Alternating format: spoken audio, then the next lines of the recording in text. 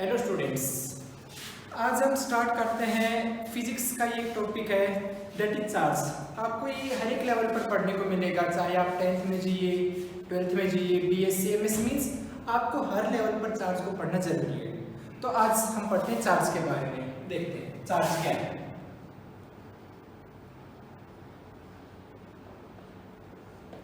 Charge basically एक property है, inherent property है किसी भी मैटर की। जैसे आप एक जनरल लाइफ से एग्जांपल लेते हैं, हर एक बॉडी में मास होता है, लेकिन जब आप ये कहेंगे कि मास को आप ऑब्जर्व कर सकते हैं, फॉर एग्जांपल कलर है, कलर को आप ऑब्जर्व कर सकते हैं। अगर मेजर करने की बात आएगी, क्या आप कलर को in form of amount measure कर सकते हैं? ऐसे ही आपके पास चार्ज है जिसको मेजर करेंगे इन terms of its properties. Charge basically आपके पास क्या है?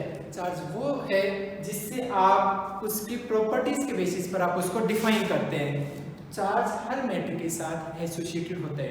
It is an inherent property. Charge it is an inherent property which is associated with matter. अगर मैटर होगा तो वहां पर चार्ज होगा definitely, surely. That means matter अपने साथ चार्ज को कैरी करता है।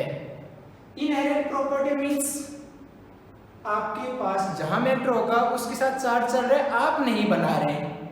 इनहेरेंट मतलब जो उसके साथ पीछे से चलता हुआ आ रहा है, तो वही आपके पास क्या है? चार्ज है, जो उसके साथ पहले से चलता हुआ आ रहा है।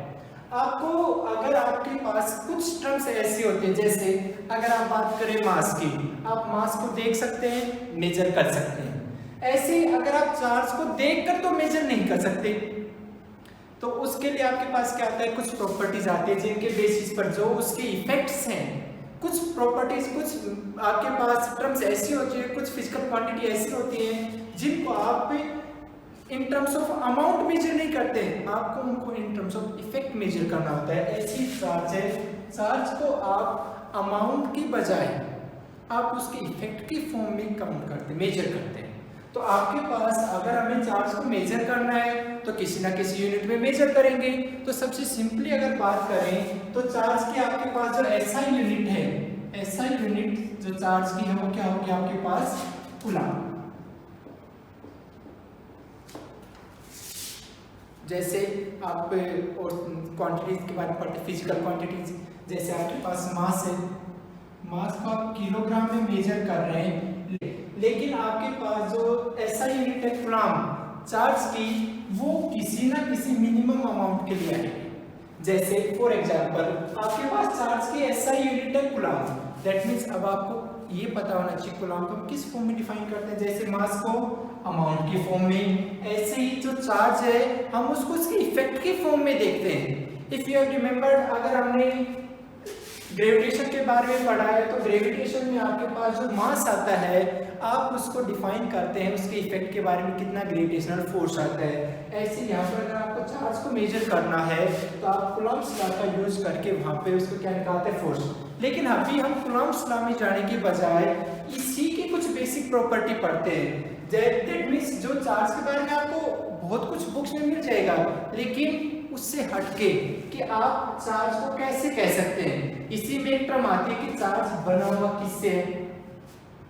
जैसे आपने यहाँ पर कहा इनहेरेंट प्रॉपर्टी बताई हमने, इनहेरेंट प्रॉपर्टी मींस अपने साथ कैरी कर रहा है। मेजर किसमें किया? उसको कूलम में किया, तो कूलम में मेजर किया तो क्या है एक्चुअली, उसी के बेसिस पर हम डिफाइन करेंगे।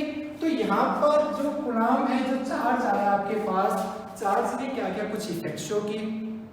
जो आपके पास यहाँ पर चार्ज के इफेक्ट आएंगे, उन इफेक्ट्स को हम किस में मेजर करते हैं? बेसिकली ब्रॉड लेवल पर अगर देखें that is known as electromagnetic effects. Electromagnetic effects का मतलब ये है कि आपके पास ये दो टर्म से मिलकर बना है, इलेक्ट्रो एंड मैग्नेटिक। यहाँ पर आपके पास कुछ इलेक्ट्रिक इफेक्ट भी मिलेंगे। इलेक्ट्रिक इफेक्ट आप इनको किसकी फॉर्म मेजर करेंगे? Electric field, electric force. ऐसे ही एक इफेक्ट और क्या है? Magnetic effect. Magnetic effect is associated with charge in motion and electric effect is associated with charge at rest. इन्हीं के लिए आपको क्या करते हैं, आप डिफाइन करते हैं चार्जेस को। अब बहुत सिंपल सा क्वेश्चन, चार्ज कहाँ होता है, कहाँ दिखाई देता है, उस बारे में अभी तक आपकी जो इंफॉर्मेशन है उसके अकॉर्डिंग हम ये कह सकते हैं, सबसे पहले आपको चाहिए कि एटम की स्ट्रक्चर, क्योंकि चार्ज होगा तो कोई ना कोई इसके साथ एटम भी एसोसिएटेड होगा, कोई ना कोई बॉडी भी होगी, बॉडी होगी तभी चार्ज होगा। चार्ज हमेशा मैटर के साथ एसोसिएटेड होता है, दैट मींस वहां पर कोई ना कोई आपके पास बॉडी होनी चाहिए। तो आपके पास जो सबसे अब तक स्मॉलेस्ट एग्जिस्टेबल पार्टिकल है, दैट मींस इंडिपेंडेंटली एग्जिस्टेबल पार्टिकल है, दैट इज एटम। एटम के बारे में जब आप पढ़ते हैं तो एटम आपके पास किससे मिलकर बना होता है, atom is composed in now you know that atom is composed of proton, neutron and electron. अभी तक हमारे पास ये इंफॉर्मेशन इससे मिलकर बना होता है। इन्हीं से अगर आपके पास मैटर आया तो हर एक मैटर के साथ कोई ना कोई चार्ज एसोसिएटेड होना चाहिए। तो आपके पास ऐसे ही आपके पास जो प्रोटॉन होगा, न्यूट्रॉन होगा, इलेक्ट्रॉन होगा, उनमें भी कुछ ना कुछ चार्ज जरूर मिलेगा। फॉर एग्जांपल आप मास पढ़ते हैं, मास को अभी आप पॉजिटिव में ले रहे हैं, मास आपके पास 2 kg है, 3 kg है, आपके पास ये भी हो सकता है मास नहीं है तो 0 kg है। ऐसे ही आपके पास जो चार्ज है, 3 तरह की एंटिटी है आपके पास, जो भी मैटर है, जो भी एटम है, उसमें 3 तरह की एंटिटी है, that is proton, neutron and electron. तो उनमें आपके पास कुछ ना कुछ क्या मिलेगा, चार्ज मिलेगा। अब उस चार्ज की वैल्यू क्या है वो डिफाइन की गई है किसके थ्रू, आपके पास जैसे ऐसा यूनिट है कूलम, तो जो इलेक्ट्रॉन है उस पर चार्ज को डिफाइन किया गया, दैट इज नेगेटिव। जो चार्ज है वो नेगेटिव है। प्रोटॉन है उस पर क्या बताया गया, पॉजिटिव है।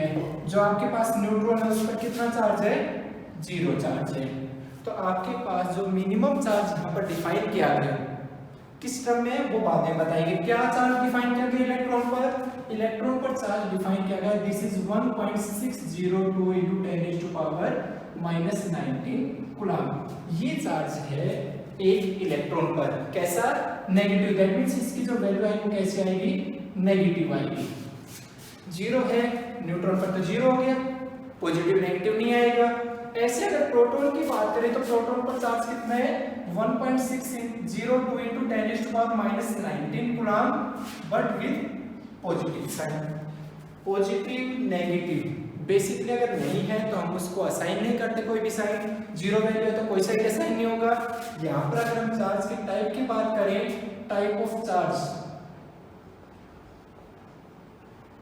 That is first positive, second is negative. Positive और नेगेटिव आपके पास 2 तरह के चार्ज हो जाएंगे।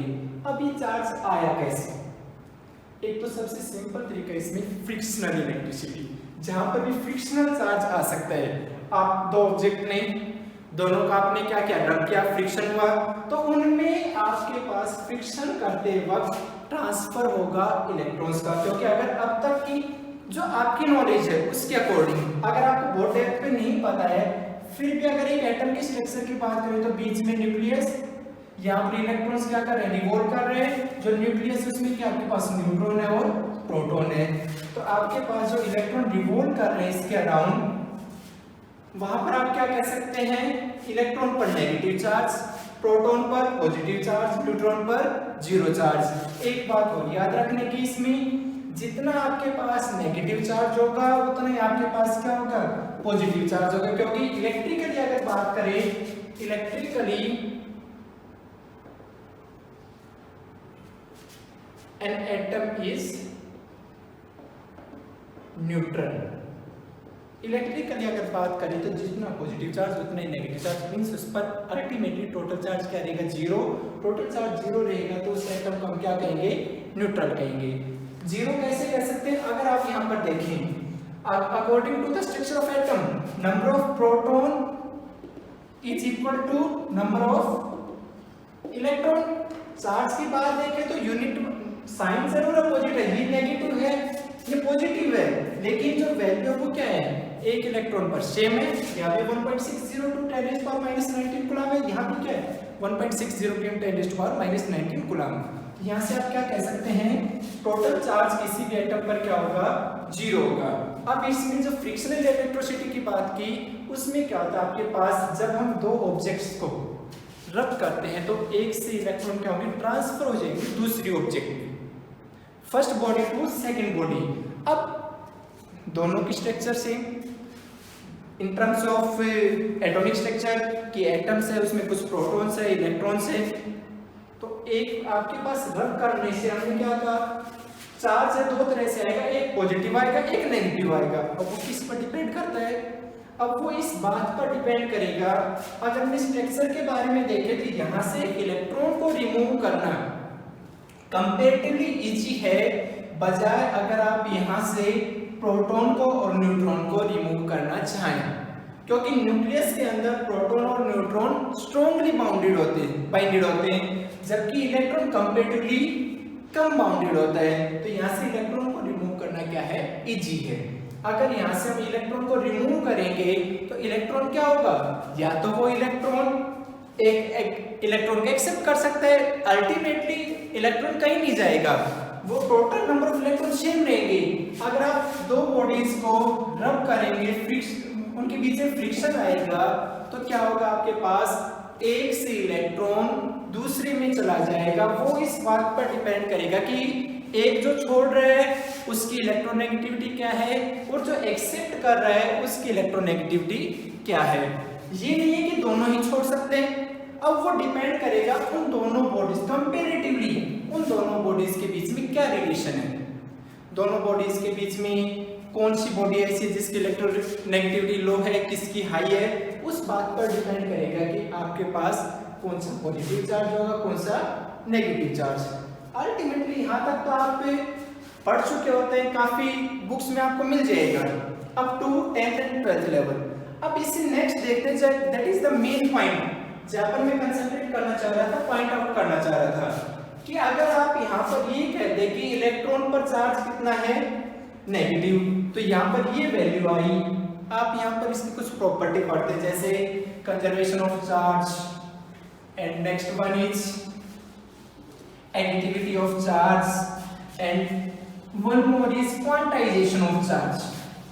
इनमें से अब यहाँ पर जो मेन है वो हम डिस्कस करेंगे about quantization of charge. Quantization of charge क्या कहता है उसके अकॉर्डिंग देखते हैं। According to quantization of charge, quantization of charge यहाँ पर डिफाइन इस तरह से किया जाता है,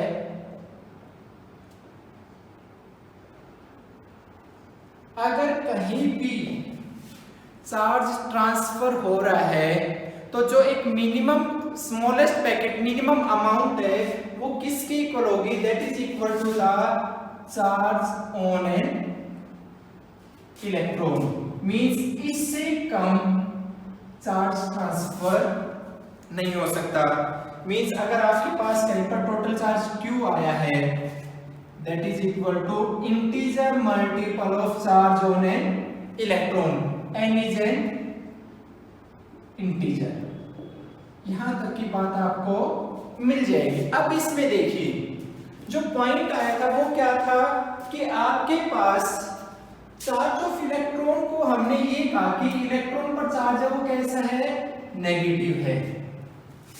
इंपॉर्टेंट भी इलेक्ट्रॉन ही है क्योंकि ट्रांसफर भी इलेक्ट्रॉन का ही होना है, एक्सेप्ट करना है तो भी इलेक्ट्रॉन आना है, गेन करना है या रिलीज करना है तो भी इलेक्ट्रॉन का ही होना है, कंपैरेटिवली प्रोटॉन एंड न्यूट्रॉन। तो यहाँ पर अगर इलेक्ट्रॉन पर सोचने की बात ये आई कि इसको नेगेटिव क्यों कहा गया, इसकी जो वैल्यू थी charge on electron -1.602 into 10⁻⁻19 coulomb, negative क्यों ली। ऐसे प्रोटॉन पर जो same value I, charge on proton 1.6202 into 10⁻⁻19 coulomb, ये पॉजिटिव क्यों ली। इसमें बहुत ज्यादा सोचने का नहीं है, सिंपल कन्वेक्शन के लिए की गई है। साइंटिस्ट ने सोचा, जिसने भी स्टार्टिंग में इसके बारे में इसकी प्रॉपर्टीज को स्टडी किया, उसने सोचा चलिए इस पर नेगेटिव चार्ज अज्यूम करते हैं। आगे से सेम कॉपी पेस्ट चल रहा है, इसके पीछे कोई बहुत बड़ा लॉजिक नहीं है। अगर आप इसको पॉजिटिव से भी स्टार्ट करते किसी टाइम पर, अगर स्टार्टिंग में साइंटिस्ट ने इसको पॉजिटिव से स्टार्ट किया होता तो ये पॉजिटिव ही काउंट कर सकते थे इसमें, उसमें कोई फर्क नहीं पड़ता कैलकुलेशन में, क्योंकि कंपैरेटिवली वैल्यू फिर क्या हो जाती है, नेगेटिव हो जाती है। आगे की सारी स्टडीज क्या हो जाती है, अपोजिट साइन के साथ आ जाती है। अब हम क्या कर रहे हैं, इसमें नेगेटिव साइन ले रहे हैं। अब जो बेसिक पॉइंट आया, आपके 12th लेवल तक हम ये पढ़ते हैं क्वांटाइजेशन ऑफ चार्जेस के अकॉर्डिंग एक इलेक्ट्रॉन पर चार्ज है मिनिमम वही ट्रांसफर हो सकता है। According to it the charge transfer is an integer multiple of charge on an electron. That means आपके पास आइदर एक इलेक्ट्रॉन ट्रांसफर होगा, एक इलेक्ट्रॉन आइदर गेन करेगा या रिलीज करेगा, या दो इलेक्ट्रॉन। मींस ऐसा नहीं हो सकता कि आपके पास 1.5 इलेक्ट्रॉन्स को रिलीज करे, ये पॉसिबल नहीं है। आपके पास ये पॉसिबल नहीं 2/3 इलेक्ट्रॉन को ट्रांसफर करे। आपके पास जो इलेक्ट्रॉन ट्रांसफर होगा अभी तक की थ्योरी के अकॉर्डिंग आपके पास केवल इलेक्ट्रॉन को ही आप ट्रांसफर कर सकते हैं। अब जो बात आई, इससे मेन पॉइंट वो अब है कि क्या हम ये कह सकते हैं कि आप यहाँ पर जितना भी एक इलेक्ट्रॉन आया, अगर हम एटम की स्ट्रक्चर की बात करें, यहाँ पर प्रोटॉन, यहाँ पर न्यूट्रॉन, यहाँ पर इलेक्ट्रॉन, कि आप यहाँ पर फर्दर इलेक्ट्रॉन को डिवाइड नहीं कर सकते, न्यूट्रॉन को डिवाइड नहीं कर सकते, प्रोटॉन को डिवाइड नहीं कर सकते।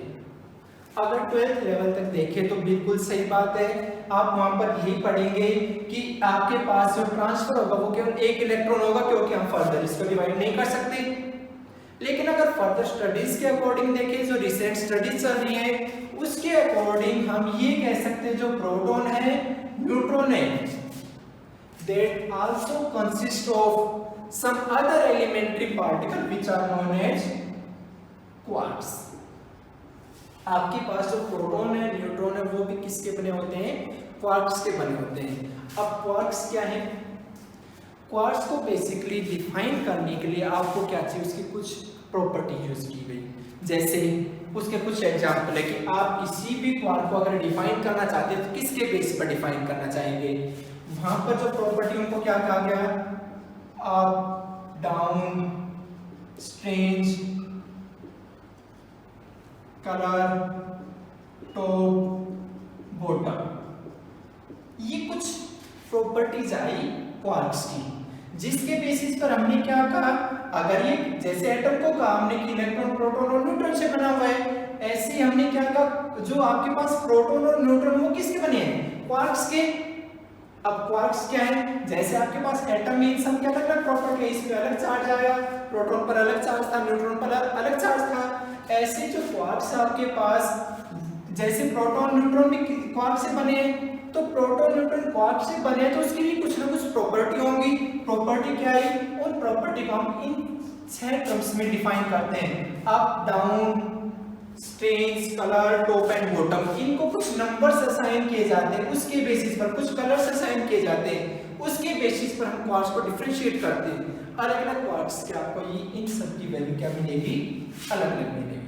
तो अब सिंपली अगर बहुत डेप्थ में ना जाए तो अगर हम केवल क्वार्क्स की बात करें तो हमने उसको डिफाइन किया इन terms of up and down quarks. Up and down quarks में देखें तो अगर आपके पास प्रोटॉन की बात करें, then we can say that proton consist of 3 quarks, जिनकी वैल्यू क्या है, 3 क्वार्क्स है। आपके पास 2 तो अप क्वार्क होने चाहिए, एक डाउन क्वार्क होना चाहिए। जो आपके पास न्यूट्रॉन है, that consist of 1 up quark and 2 down quark.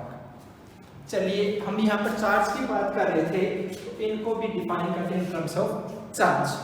Quarks क्या हैं, क्वार्क्स पे जो अप और डाउन दो ही क्वार्क्स की बात करते हैं। यहाँ पर जो अप क्वार्क होता है, अप क्वार्क पर जो चार्ज है that is +2/3 charge on an electron. That means आपके पास जो अभी तक कह रहे थे क्वांटाइजेशन ऑफ चार्ज के अकॉर्डिंग कि आपके पास जो चार्ज है वो एक इलेक्ट्रॉन के फॉर्म में ही ट्रांसफर हो सकता है। यहाँ पर हम क्या दिखा रहे हैं कि प्रोटॉन इन क्वार्क से मिलकर बना है और उसमें भी क्या हो गए, चार्ज और डिवाइड हो गया है।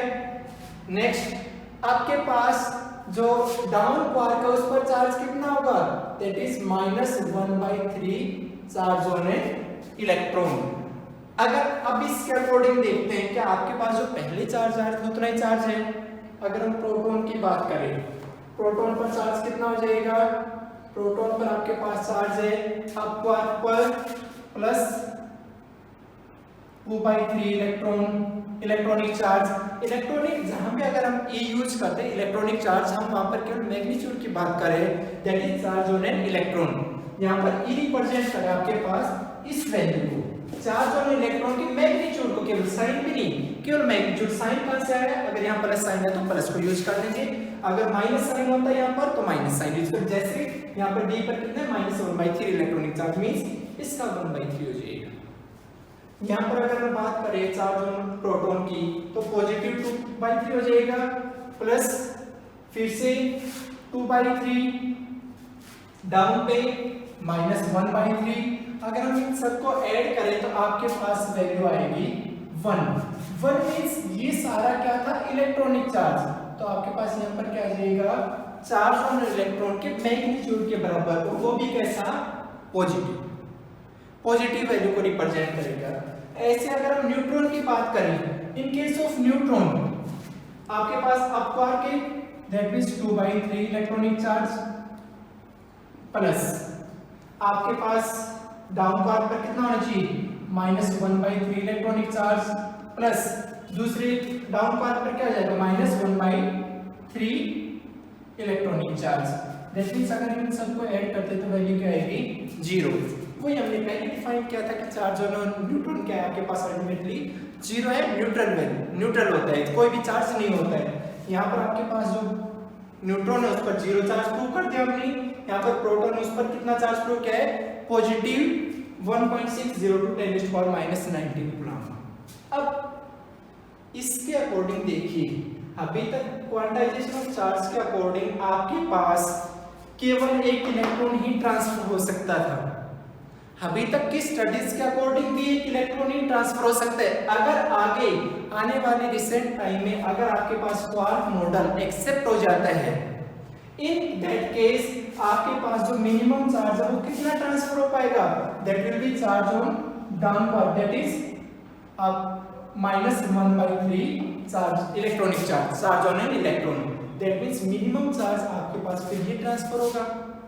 बट फिर भी आप क्या कहेंगे कि आपके पास जो क्वांटाइजेशन है चार्ज का, that is still valid. Difference केवल क्या आएगा कि आपके पास जो इलेक्ट्रॉनिक चार्ज था, अभी तक minimum charge electronic charge transfer हो रहा था, उसकी बजाय आपके पास जो मिनिमम चार्ज ट्रांसफर होगा वो कितना होगा, -1/3 इलेक्ट्रॉनिक चार्ज। दैट मींस आपके पास फिर जो ट्रांसफर आएंगे, जो आप क्वांटाइजेशन फॉलो करेंगे, वो किसके होंगे, आपके पास क्वार्क के हो जाएंगे। ठीक है, that's all about the quantization of charge. That I added the simply new point, जिसके अकॉर्डिंग आपको ये बताया जा रहा था कि अगर आप क्वांटाइजेशन पढ़ते हैं यहाँ तक के लिए ठीक है आपके पास, लेकिन साथ में आपको इसकी भी इंफॉर्मेशन होनी चाहिए कि आपके पास ये फर्दर डिविजिबल है रिसेंट स्टडीज के अकॉर्डिंग। आपको केवल क्या करना है कि ये देखना कि ये कब तक वैलिड है। हाँ, एक बात और ध्यान रखने की है कि electron does not composed of quarks, quark से बना हुआ नहीं है, that is composed of some other elementary particles that we will see in another video. तो आपके पास ये वीडियो कैसा लगा कमेंट करके जरूर बताएं, like share and subscribe please. That's it, thank you.